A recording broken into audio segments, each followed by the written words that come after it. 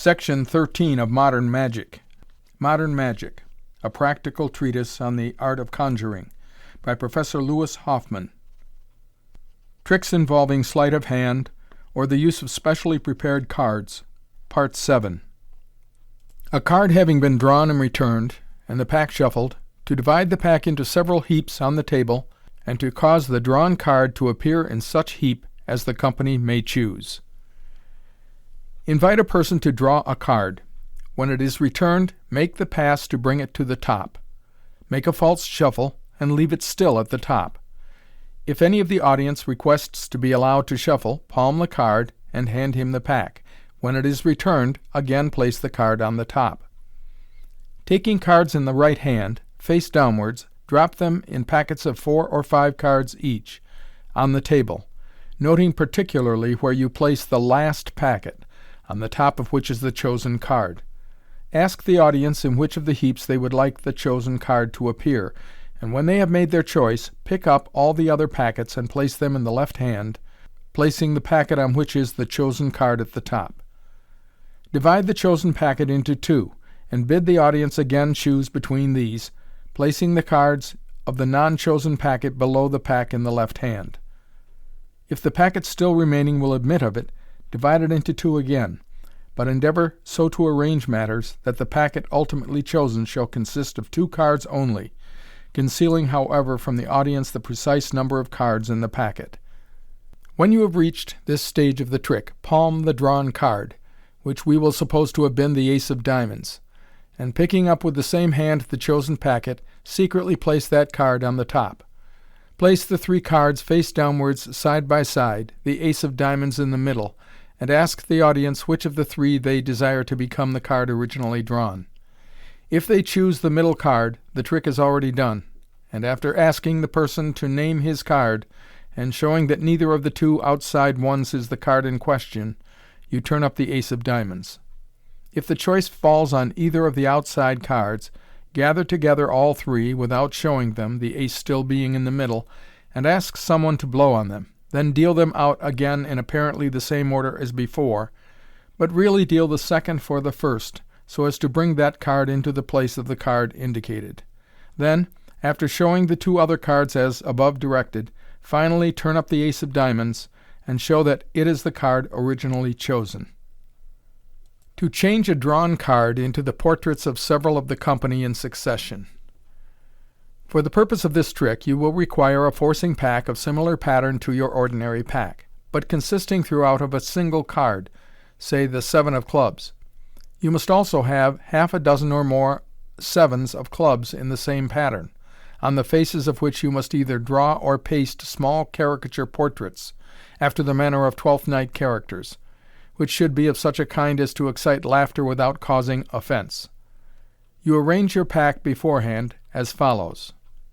On the top place a fancy portrait, say of a young lady, then a 7 of clubs, then a fancy portrait of a gentleman, then a 7 of clubs, another fancy portrait of a lady, another 7 of clubs, and so on, so that the first 8 or 10 cards of the pack shall consist of alternate portraits and 7s of clubs, the top card of all being a lady's portrait, and the rest of the pack of 7s of clubs only.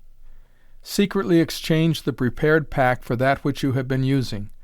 Invite a young lady to draw, taking care to offer that part of the pack which consists of 7s of clubs only, so that the card she draws will of necessity be a 7 of clubs. You then say, when she has looked at the card, "Will you now be kind enough to return that card to the pack, when I will paint your portrait on it?" You open the cards bookwise about the middle of the pack for her to return the card, and when she has done so, request her to breathe on it. As she does so, you slip the top card of the pack onto that which she has just replaced, and on examining that card, which she takes to be the one she has just seen, she is surprised to find that it is still a 7 of clubs, but adorned with a more or less flattering likeness of herself. You continue, after the portrait has been handed round and replaced, "I would willingly give you this portrait to take home, but unfortunately, being only a magical picture, the likeness fades very quickly. Will you oblige me by breathing on it once more, when you will find that the likeness will vanish, and the card will again be as it was at first?" On her doing so, you again slip the top card, which is now an ordinary 7, onto the portrait, and on again examining, the lady is compelled to admit that the card is again as she first drew it. You then offer to paint on the same card a gentleman's likeness, and proceed as before, each time after taking a likeness changing it back again to an ordinary 7, which adds greatly to the effect of the trick. You may, if you please, use allegorical instead of caricature portraits. For example, for a young lady, a rosebud; for a conceited young man, a poppy, or dandelion, or a donkey's head. It is hardly necessary to observe that nothing short of very close intimacy would excuse the use of any portrait of a disparaging or satirical nature. A card having been drawn and returned, and the pack shuffled, to place on the table 6 rows of 6 cards each, and to discover the chosen card by a throw of the dice. The effect of this surprising trick is as follows. You invite a person to draw a card, allowing him the utmost freedom of selection. You allow the drawer to replace his card in any part of the pack he pleases, and you thoroughly shuffle the cards, finally inviting him to cut. Then, dealing out 6 rows of 6 cards each, face downwards on the table, you offer the drawer a dice box and a pair of dice, and after he has thrown any number of times to satisfy himself that the dice are fair and unprepared, you invite him to throw each singly, the first to ascertain the row in which his card is, and the second to discover at what number it stands in the row. He throws, say, 6 first, and 3 afterwards, and on examination the card he drew proves to be the 3rd card of the 6th row. The whole mystery consists in the use of a forcing pack, all the cards of which are alike, and which must not consist of a less number than 36 cards. The dice are perfectly fair, but as each card of each row is the same, it is a matter of perfect indifference what numbers are thrown. It is advisable to gather up all the other cards, and to request the person to name his card before allowing the one designated by the dice to be turned up. This will draw the attention of the company to the card on the table, and will give you the opportunity to re-exchange the cards you have used for an ordinary pack, from which, by the way, the card answering to the forced card should have been withdrawn. This pack you may carelessly leave on the table, so that, in the event of suspicion attaching to the cards, it will be at once negatived by an examination of the pack. The trick may be varied by using a teetotum, numbered from 1 to 6 instead of the dice, or you may, if you prefer it, make the trick an illustration of second sight, by pretending to mesmerize some person in the company, and ordering him to write down beforehand, while under the supposed mesmeric influence, the row and number at which the card shall be found. The mode of conducting the trick will be in either case the same. A card having been withdrawn and replaced, to call it from the pack, and to make it come to you of its own accord. This is a very simple trick, but, if neatly executed, will create a good deal of wonderment. It is performed as follows. You must procure beforehand a long hair from a lady's head. One end of this must be fastened by means of a bent pin, or in any other way you find most convenient, to the front of your waistcoat, which should be a dark one. At the other end of the hair fix a little round ball, about half the size of a peppercorn, of beeswax. Press this little ball lightly against the lowest button of your waistcoat, to which it will adhere. You will thus always be able to find it at a moment's notice, without groping or looking down for it, which would be likely to draw the eyes of the spectator in the same direction. Request the audience to examine the cards, that they may be sure that there is no preparation about them, and as a further proof get 2 or 3 persons to shuffle them in succession. When the cards are returned to you, invite some person to draw one, and, while he is examining it, drop your right hand carelessly to your waistband, and remove the little ball of wax to the tip of your right thumb, to which it will adhere without interfering with the movements of the hand.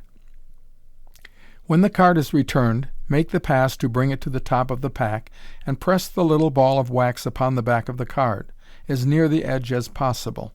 Then shuffle the cards. The shuffle may be a genuine one, but you must take care to keep the lower edge of the chosen card half an inch or so below the remaining cards, that the little ball of wax may not be disturbed. The chosen card will, after the shuffle, be in the middle of the pack, but attached to your waistcoat by the hair. Spread the cards face upwards on the table, by which means the wax, being on the back of the card, will be out of sight, taking care not to detach the hair. You then address your audience to the following or some similar effect. In the old style of conjuring, I should merely have picked out your card and handed it to you, and there was a time when people would have thought that a very good trick, but nowadays we should regard that as a very lame conclusion. I can assure you that I have not the smallest idea what your card was. How do you suppose I intend to find out? Various guesses are hazarded, but you shake your head at each. No, you continue, my process is much simpler than any you have suggested. I shall merely order the card you chose to walk out of the pack and come to me. Pronounce any magic formula you like, at the same time beckoning to the cards, and gradually withdrawing yourself away from the table, when the card must needs follow you. As it reaches the edge of the table, receive it in the left hand, and then take it in the right, drawing off with the first finger and thumb of the left hand the wax at the back. Ask the person who drew whether that was his card, and again hand the card and the rest of the pack for examination. This little trick, though simple, will require a good deal of practice to enable you to perform it neatly, but the effect produced by it will well repay your trouble. It may be well to mention once for all, as beeswax is an article of frequent use in magical operations, that if, as sometimes happens, the pure wax is found too hard or not sufficiently adhesive, the addition of a small quantity, say an eighth part, of Venice turpentine mixed with it in a melted condition will make it all that can be desired.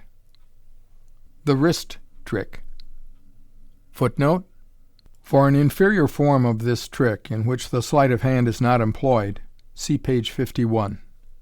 End footnote. Improved method. To deal yourself all the trumps, the three other players holding the usual mixed hands.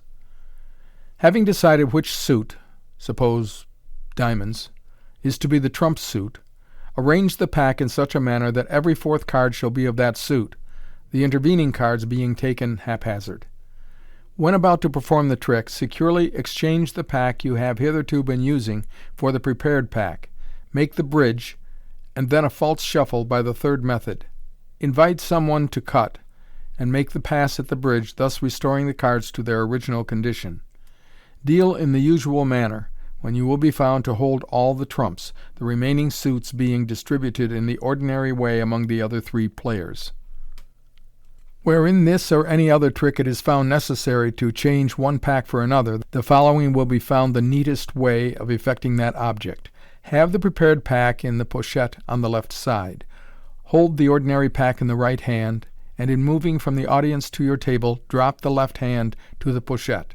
Seize the prepared pack, bring the hands together, and make the pass with the two packs when they will have changed hands. Drop the left hand, and get rid of the ordinary pack into the profonde, the prepared pack being left in the right hand. Any little clumsiness in making the pass is of small consequence, the hands being covered by the body. If, however, you find it impossible to make the pass with so large a bulk of cards, the prepared pack may be placed under the waistband, held in position by a strap of half-inch wide elastic, stitched to the inside of the vest. The right hand in this case, at the moment of the turn to the table, transferring the ordinary pack to the left, and immediately drawing down the prepared pack, while the left hand, as in the former case, drops the ordinary pack into the profonde. End of section 13.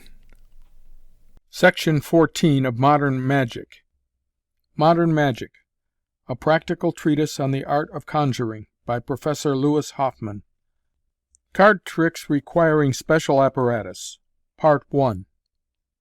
We propose to describe in this chapter such card tricks as require the aid of some mechanical appliance or apparatus, but are still appropriate for a drawing-room performance. There are some few tricks performed with cards, such as the fairy star, the demon's head, and the like, which necessitate the use of a mechanical table or other apparatus of an elaborate and costly character. These will not be here noticed, but will be given at the close of the work in the portion devoted to stage tricks. We may here anticipate a not unlikely question on the part of the student, viz., how can I best obtain the necessary apparatus?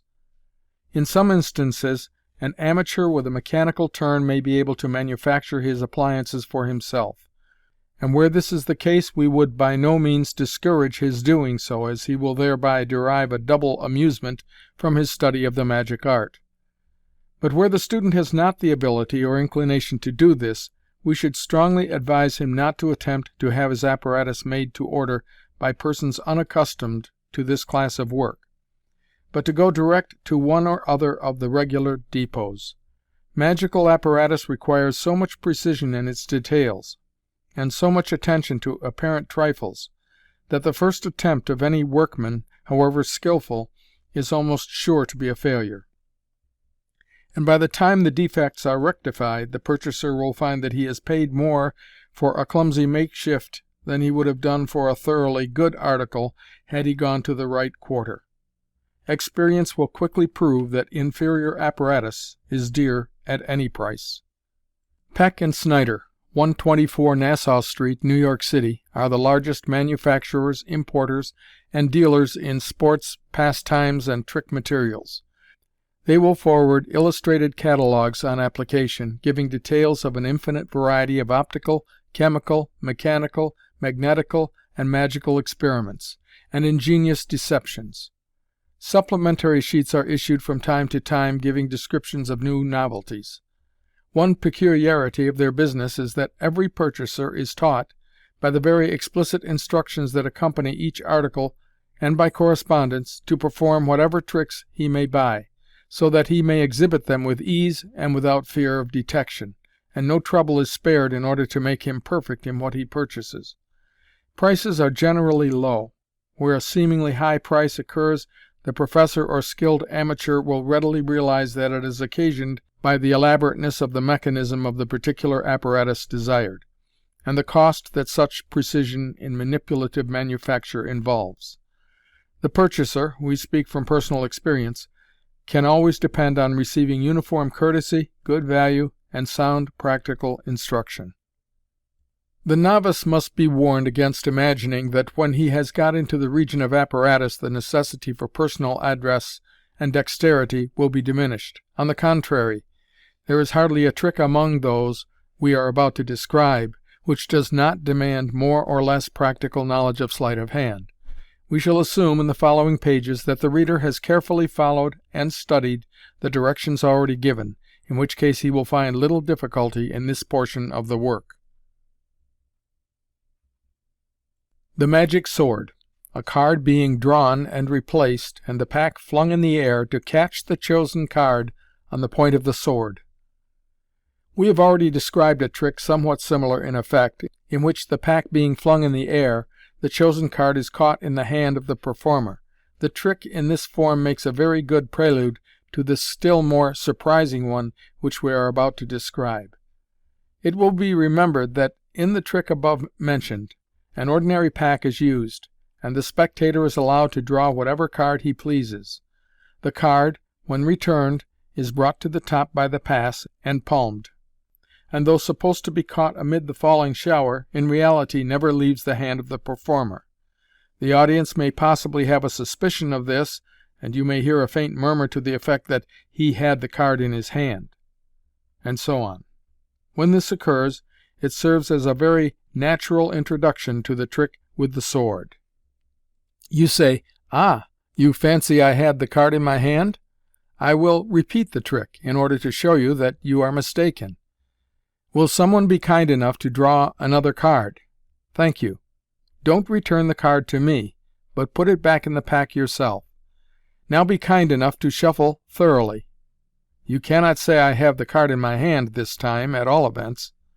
Excuse me one instant while I fetch my magic sword. You go behind your screen, and return holding in your hand a drawn sword. You place yourself in fencing attitude, and addressing the person who holds the cards, say, "I am going to give you the words 1, 2, 3. At the word 3, will you please throw the cards in the air, so as to fall lightly on the point of my sword, when I will pick out with the point the identical card you drew. Spread the cards in a little fan shape before you throw them, so that I may get a fair sight of them. Are you ready? 1, 2, 3. At the word 3, the cards are thrown. The performer makes a lunge among them, and a card is instantly seen fluttering on the point of the sword, and, on examination, is found to be the very card which was drawn. The secret of this surprising feat lies mainly in the sword. This is an ordinary small sword with a 3-sided rapier blade, but altered in a particular way for the purpose of the trick. The tip of the blade is cut off at about 1/3 of an inch distance from the extreme point, and across the concave side of this tip, and also across the corresponding part of the shortened blade, are soldered minute crosspieces of brass, each bent outwards in the middle, so as to form with the concavity of the blade a kind of eye just large enough to admit freely a piece of thin black elastic cord, the other end of which is passed through a similar small hole in the guard of the hilt. The elastic thus lies along the hollow side of the blade, passing through the 2 eyes already mentioned, and is kept in position by a knot at each end. The tension of the elastic holds the movable tip in its natural position at the end of the blade. It may, however, be drawn away from it in any direction as far as the elastic will permit, but when released immediately flies back to its old position. On the same side of the hilt, viz., the side farthest away from the palm of the hand when grasping the sword, is fixed a flat, oblong piece of tin, painted black, with its longer edges folded over about 1/2 an inch on each side, in such manner as to form a receptacle for a card. Unless you are tolerably expert in forcing, you will also require some forcing cards of the same pattern as the ordinary pack you have in use. These, however, need not be a full pack, a dozen cards alike being amply sufficient for your purpose.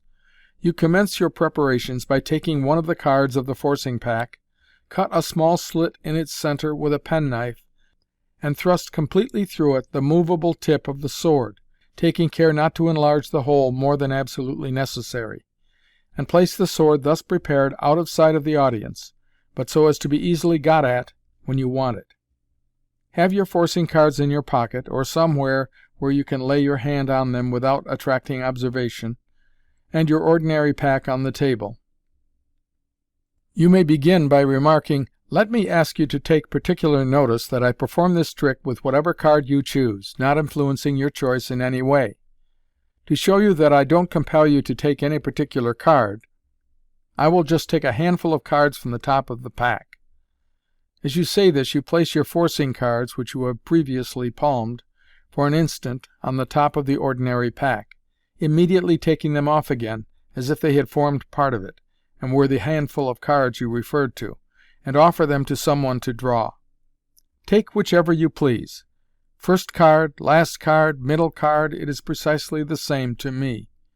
Observe that I don't attempt to press upon you any particular card, but hold the cards perfectly motionless while you make your choice.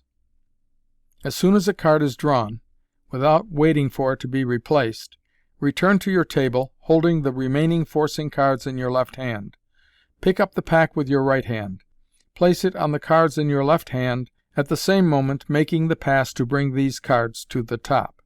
Palm these with the right hand, and dropping them into your profonde, or elsewhere out of sight, advance with the pack to the person who drew, and request him to replace his card and shuffle thoroughly. While he does so, you retire to fetch your sword, as before mentioned.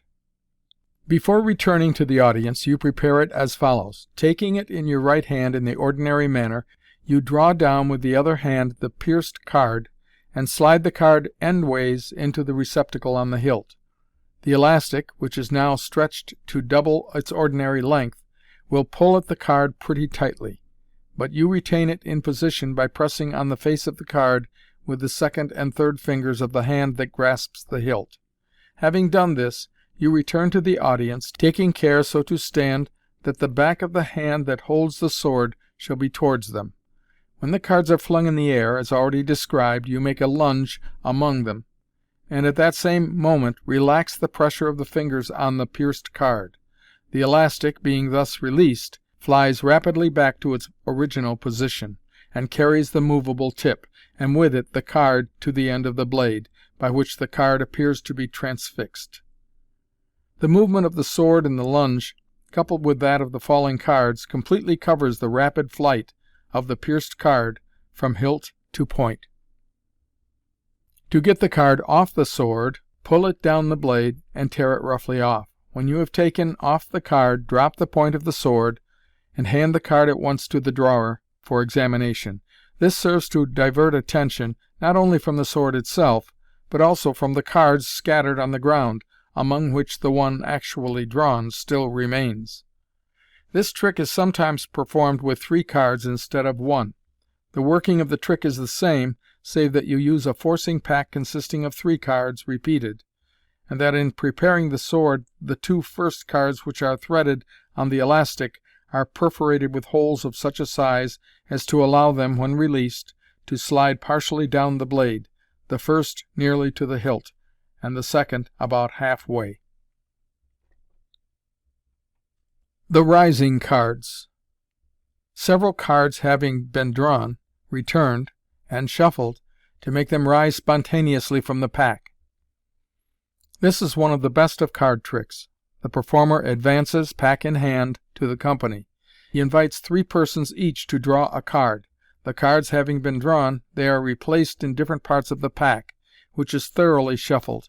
The performer then places the pack in a tin box or case, just large enough to hold it in an upright position. This case is generally in the form of a lyre, open in front and at the top, and supported on a shaft or pillar, 12 or 15 inches high. He then asks each person in succession to call for his card, which is forthwith seen to rise slowly from the pack, without any visible assistance, the performer standing quite apart. The ingenuity of different professors has added little embellishments of a humorous character. For instance, the performer may remark, addressing one of the persons who drew, "I will not even ask the name of your card, sir. You have only to say, 'I command the card I drew to appear,' and you will be obeyed." He does so, but no effect is produced. The cards remain obstinately motionless. The command is repeated, but with the same result. The performer feigns embarrassment and says, "I must really apologize for the disobedience of the cards. I cannot tell how it is. They never behaved in this way before. I am afraid I must ask you to name the card after all, when I will try my own authority." The card proves to have been a queen, say the queen of spades. "Oh," the performer says, "that quite explains it. Queens are not accustomed to be ordered about in such a peremptory manner. If we try again in becoming language, I dare say we shall be more successful. Let us try the experiment. Say, 'Will your Majesty oblige the company by appearing?'" Thus propitiated, the card rises instantly. Occasionally a knave is one of the cards drawn, and when summoned, scandalizes the performer by appearing feet foremost. He is appropriately rebuked, and thrust down again by the professor, upon which he immediately reappears in a proper attitude.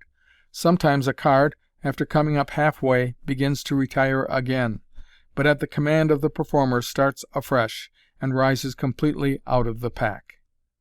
These apparently surprising effects are produced by very simple means. In the first place, the cards which rise from the pack are not those actually drawn, but duplicates of them, arranged beforehand. The performer ensures the corresponding cards being drawn by using a forcing pack made up of repetitions of the 3 cards in question, which we will suppose to be the queen of spades, the 10 of hearts, and the 7 of diamonds, with some other single card at the bottom. The tin case, in the original form of the trick, has 2 compartments, the one to the front being large enough to hold a complete pack, but the hinder one adapted to contain 6 or 8 cards only. In this hinder compartment are placed 6 cards, 3 of them being those which are intended to rise, and the other 3 indifferent cards. A black silk thread is fastened to the upper edge of the partition between the 2 compartments, and is thence brought under the foremost card, which is, say, the queen of spades, over the next, an indifferent card, under the third, the 10 of hearts, over the fourth, an indifferent card, under the fifth, the 7 of diamonds, over the sixth, an indifferent card, finally passing out through a minute hole at the bottom of the hinder compartment.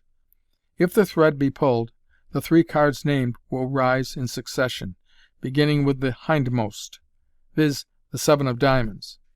The 3 indifferent cards are put in as partitions, or fulcrums, for the thread to run over.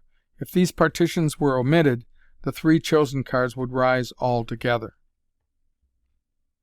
The thread may be drawn in various ways. Sometimes this is done by the performer himself, standing behind or beside the table. Another plan is to have the thread attached to a small cylindrical weight within the pillar, which is made hollow, and filled with sand.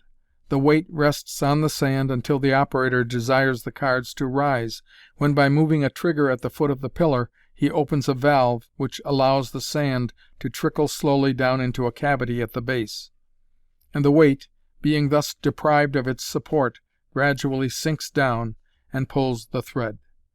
The pillar in this case is made about 2 feet high, as the weight must necessarily travel 6 times the length of a card.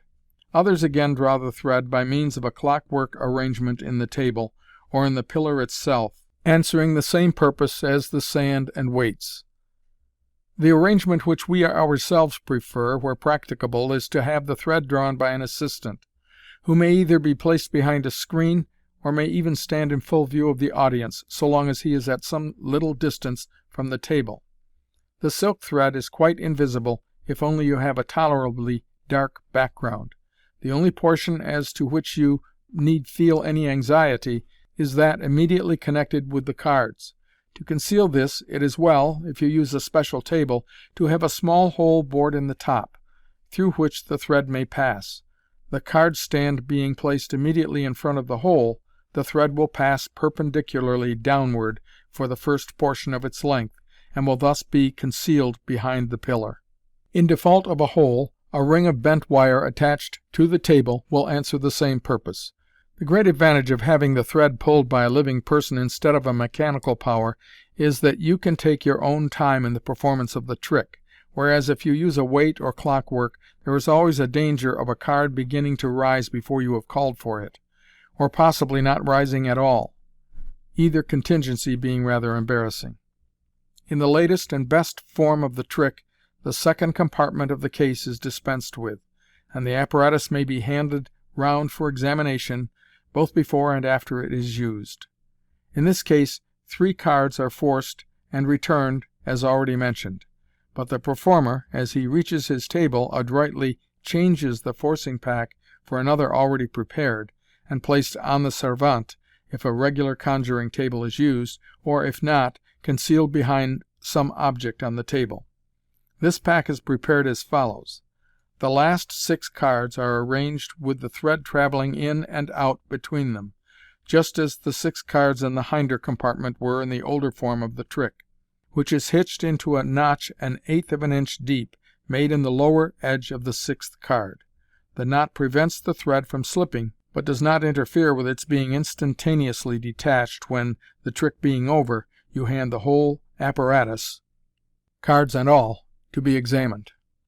Some performers use no stand or pillar for the card case, but fix it by a short plug projecting for that purpose on its under side, in a decanter of water on the table. Some, again, in order to exclude all apparent possibility of mechanical aid, fasten it on the top of a common broomstick, fixed in the floor of the stage, and broken over the performer's knee at the conclusion of the trick.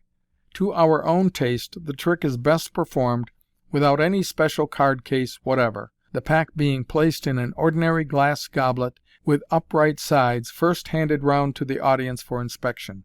It is here absolutely self-evident that the glass can give no mechanical assistance, and as the audience know nothing of the exchange of the packs, the immediate rising of the cards at the word of command appears little short of miraculous.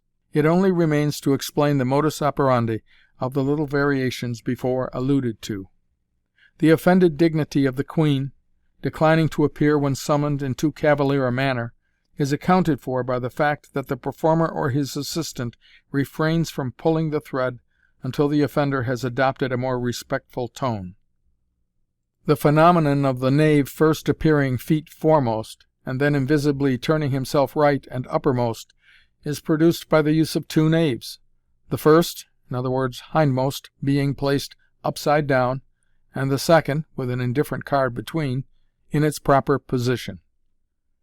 When the performer pushes the first knave down again, with a request that it will rise in a more becoming attitude, he thrusts it down, not as he appears to do, in the same place which it originally occupied, but among the loose cards forming the front portion of the pack, thus getting it out of the way, and allowing the thread to act on the second knave.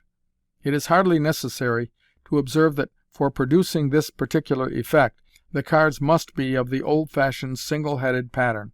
The alternate ascent and descent of a given card is produced by using a card at whose lower edge, between the back and the front of the card, is inserted a slip of lead foil. The card so weighted sinks down of itself as soon as the pull of the thread is relaxed, and may be thus made to rise and fall alternately, as often as the operator chooses, and finally, by a quick, sharp jerk to jump right out of the pack. Another very telling incident is the transformation of an 8 to a 7 or a 7 to a 6. A 7 of spades, say, has been one of the drawn cards, but when it is summoned, an 8 of spades appears. The performer apologizes for the mistake, and giving the card a touch of his wand, shows it instantly transformed to a 7. This is effected by sticking, with a little beeswax, a loose spade pip in the appropriate position on an ordinary 7 of spades. The performer takes out the supposed 8 with one hand, and thence transfers it to the other.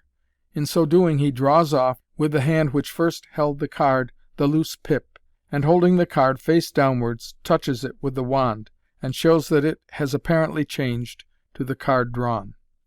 There is a mode of performing the trick of the rising cards entirely without apparatus, and without the necessity of forcing particular cards. The performer in this case invites a person to draw a card, and when it is returned, makes the pass to bring it to the top of the pack. He then makes a false shuffle, leaving it on the top, and offers the pack to a second person to draw. When he has done so, and before he replaces the card, the performer makes the pass to bring the card first drawn to the middle, so that the second card is placed upon it, and then again makes the pass to bring both together to the top. The process may be repeated with a third card. The 3 cards are thus left at the top of the pack, that last drawn being the outermost. The performer now asks each person, beginning with the last who drew, to name his card, and holding the pack upright in his right hand, the thumb on one side and the third and fourth fingers on the other, with the face of the pack to the audience, he causes the cards to rise one by pushing them up from the back by an alternate movement of the first and second fingers, which should be previously slightly moistened. If the face of the cards is held fairly to the spectators, it will be impossible for them to discover that the cards do not rise from the middle of the pack. We have been more prolix than we would have desired in the description of this trick, but minute details are the very soul of conjuring. The experience of Horace, brevis esse laboro obscuris fio, applies with particular force to the magic art, and if we occasionally irritate the reader of quick apprehension by too great minuteness, he must remember that we have, as far as we can, to anticipate every possible question, and that a single point left unexplained may render useless and otherwise careful description. End of Section 14. Section 15 of Modern Magic. Modern Magic, a Practical Treatise on the Art of Conjuring, by Professor Lewis Hoffman. Card Tricks Requiring Special Apparatus, Part 2. The Jumping Cards. 2 or 3 cards having been drawn, returned, and shuffled to make them jump out of the pack. This trick is somewhat similar in working to that of the rising cards as performed in the hand, which we have just described. The course of the 2 tricks is precisely the same up to the point when, the 2 or 3 cards having been drawn and returned, you have got them all to the top of the pack. Here, however, the resemblance ceases. In the present case, you drop the whole pack into an open-mouthed box, made for that purpose, and announce that, although the chosen cards have been replaced in different parts of the pack, and the whole have since been thoroughly shuffled, you have only to blow upon them in order to separate them visibly from the rest of the pack. You blow upon the box accordingly, when the chosen cards instantly fly out of the pack, rising to a height of 3 or 4 feet, and fall on the table. The secret of the trick, apart from the sleight of hand necessary to bring the chosen cards together at the top of the pack, lies in the box. It is in general appearance something like a miniature pedestal for a statue, but hollow, and open at the top, the cavity being rather more than large enough to hold a pack of cards. It is divided longitudinally into two compartments, the foremost being large enough to hold a whole pack, the hindmost to hold only 3 or 4 cards, the partition between the two coming about halfway up the box. The bottom of the larger compartment is level with the top of the plinth, but the smaller is open to the whole depth, save that across it is a steel spring about half an inch in width. Figure 47 represents a section of the apparatus, capital A being the upper part, of which small a is the larger or front compartment, and small b the smaller compartment at the back. Capital B is the plinth. Capital A is so constructed as to slide forwards on, or rather in, B, to the extent of about 1/8 of an inch, but is prevented doing so, in the normal condition of the apparatus, by the spring c, which is screwed to the bottom of capital A, its free end pressing against the side of the plinth. If, however, the spring be pressed down from above so as to be below the level of the shoulder d, for which purpose a thin slip of wood is supplied with the apparatus, and capital A be at the same time pushed towards d, it will slide forward to the position indicated in Figure 48, and the spring c will be held down beneath the shoulder d. This is the condition in which the apparatus is first exhibited to the audience.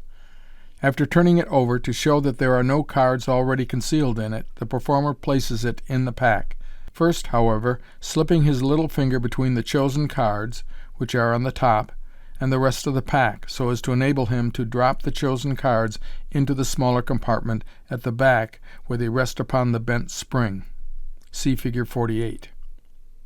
Standing behind the box and placing his hands around the plinth as if to hold it steady, the fingers of each hand being in front and the thumb behind, he blows smartly upon the box, at the same moment pushing A forward with the thumbs to the position which it occupies in Figure 47. The spring c being drawn back with it beyond the shoulder d is released, and instantly flies up to its old position, shooting out of the box the cards resting upon it. This trick is sometimes, like that of the rising cards, worked with a forcing pack, duplicates of the forced cards being placed beforehand in the hinder compartment. This method, however, is very inferior to that above described, and would hardly be adopted by any performer who had acquired a competent mastery of sleight of hand. To make a card stand upright by itself on the table.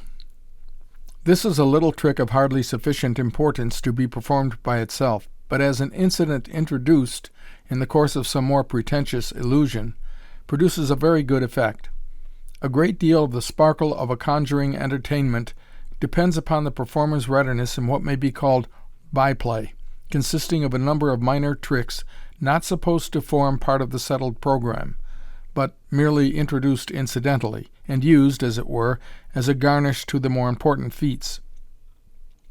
Thus, when a coin, an egg, or other small article is required for the purpose of a trick, the performer may fetch it openly from behind the scenes, or have it handed to him by his servant.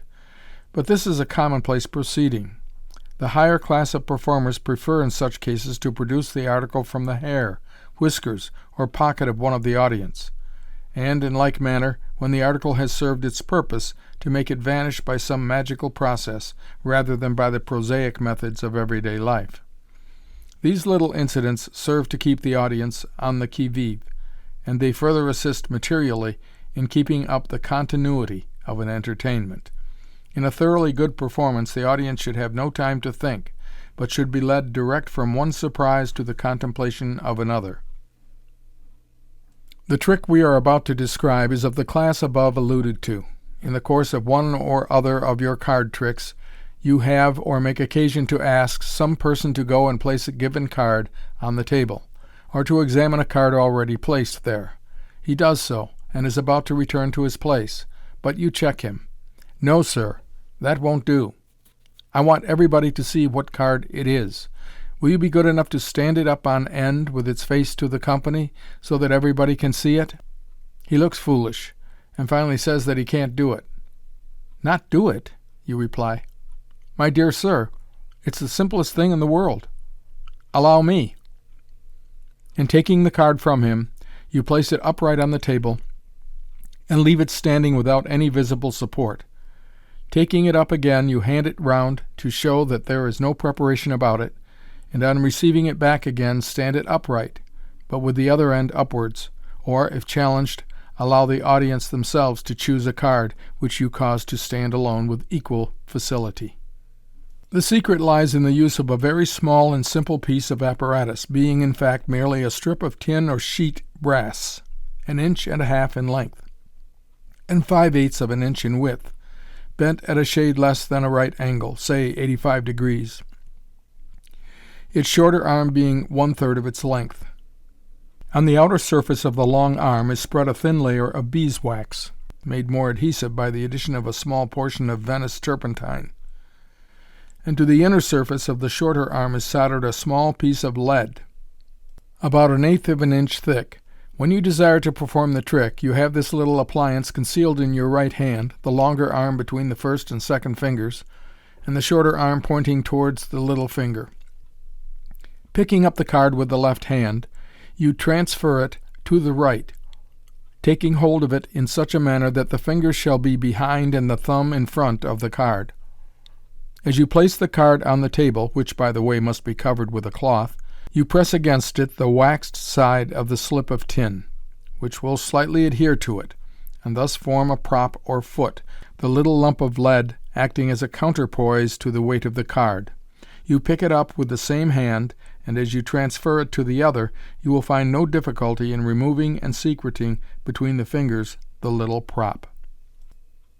If the wax is properly amalgamated, it should leave no mark on the card. Changing card boxes, and tricks performed with them. The changing card box, in its simplest form, is a small flat box in walnut or mahogany. Its outside measurement is 4 inches by 3, and not quite an inch deep. Inside it is just large enough to admit an ordinary-sized playing card. The upper and lower portions of the box, which are connected by hinges, are exactly alike in depth, and each is polished externally, so that the box, which, when open, lies flat like a book, may be closed either way up, and either portion will, according as it is placed, become box or lid in turn. Thus, by using a card which, unknown to the audience, has 2 faces, for example, is an ace of hearts on the one side and an ace of spades on the other, and placing such card in one side of the open box, you have only to close the box with that side uppermost, or to turn over the box as you place it on the table to transform the card just shown into a different one.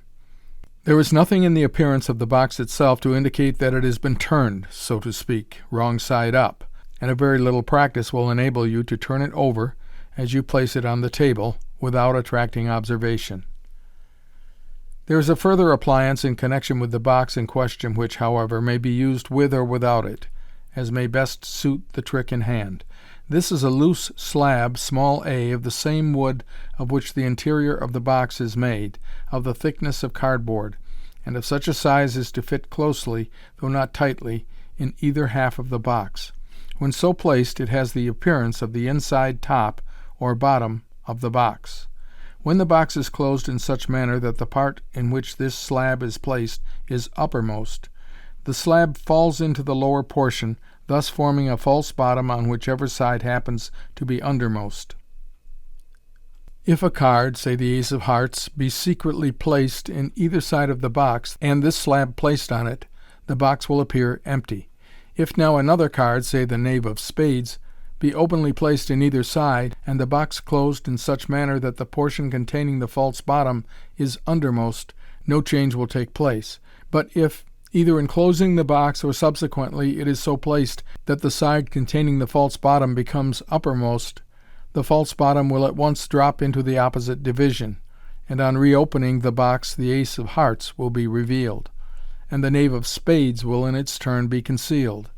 The effect to the spectators is as if the knave of spades had changed into the ace of hearts. These card boxes are frequently worked in pairs, as follows: The boxes are prepared by placing a different card secretly in each, say an ace of hearts in the one and a knave of spades in the other. The performer brings them forward to the company, each hanging wide open, and held by one corner only, with the first and second finger inside and the thumb outside the box, taking care, however, to hold each by the side containing the false bottom, which is thus kept in position by the pressure of the fingers. So held, the boxes appear absolutely empty. Having drawn attention to the entire absence of any preparation, the performer lays them open upon the table, and taking up a pack of cards, requests two of the company each to draw one. They, of course, imagine that they are making a free choice, but in reality he forces, either by sleight of hand or by means of a forcing pack, the ace of hearts and the knave of spades. Again bringing forward the two boxes, he requests each person to place his card in one of them, taking care so as to arrange that the person who has drawn the ace of hearts shall place it in the box already containing the concealed knave of spades, and vice versa. Closing each box with the portion containing the false bottom uppermost, he now announces that at his command the cards will change places, which on reopening the boxes they appear to have done. By again turning over the boxes, they may be made to return to their original quarters. Numerous other good tricks may be performed with the aid of these boxes, which should form part of the collection of every conjurer. By placing a given card beforehand beneath the false bottom and forcing a like card, you may allow the card drawn to be torn into 20 pieces, and yet by placing the fragments in the box, or firing them at it from a pistol, restore the card instantly, as at first. In like manner, you may cause a given card to be found in the apparently empty box, or may cause a card openly placed therein to vanish altogether. The changing box is also sometimes employed by those who are not proficient in sleight of hand, as a substitute for forcing, in the following manner. The performer requests some person to draw a card, and, without looking at it, to place it face downwards in the box for supposed safekeeping. The box is presently opened by the same or some other person, who is requested to note what the card is. He does so, believing the card to be that which was drawn, and which he had just before seen placed in the box, whereas the card he now examines is, in reality, one concealed beforehand in the box by the performer to suit his purpose, the card actually drawn being now hidden by the false bottom. The mechanical card box. This also is a piece of apparatus for changing a chosen card to another. It is somewhat the same in principle as the card boxes last described, but differs from them a good deal in detail. It is an oblong wooden box, in external measurement about 4½ inches by 3½ and 4 inches high. Internally, the measurement is so arranged that, putting the lid out of the question, the front of the box is of exactly equal area with the bottom. Against this front lies a slab of tin or zinc, working on a cloth hinge along its lower edge, thus rendering it capable of either lying flat on the bottom of the box, which it exactly covers, or of being folded up against the front, the upper edge of which projects slightly inwards so as to aid in concealing it. This flap, like the whole inside of the box, is painted black. On one point of its upper surface is a little stud, which, when the flap is raised, fits into a hole prepared for it in the lock, across which passes the hinder end or tail of the bolt. The box is prepared for use as follows. The key is turned, as if locking the box, which, however, is held open, thus pushing forward the bolt of the lock, and the flap is lifted up against the front, the stud passing into the little hole before mentioned. The key is then again turned, as if unlocking the box, when the tail of the bolt catches the stud and secures the flap. The box will in this condition bear any amount of examination, but as soon as it is closed, and the key turned to lock it, the tail of the bolt, being again shot forward, no longer retains the stud, and the flap falls. When in actual use, a card, say the ace of spades, is placed upon the flap and folded up with it against the front of the box. The card to be changed, suppose the 9 of diamonds, is in due course openly placed in the box, which is then handed to someone with a request that he will himself lock it. that there may be no possibility of deception. The trick proceeds, and when the box is again opened, the card placed therein is found transformed to the ace of spades. Some card boxes are so made that the flap, instead of falling actually upon the bottom of the box, falls parallel to it, but at a distance of an inch or so above it, leaving a hollow space beneath capable of containing a lady's handkerchief, a canary, or any other small article which, being covered by the falling flap, is thus apparently changed into a card. The box in this case is somewhat taller in proportion than that above described. End of section 15.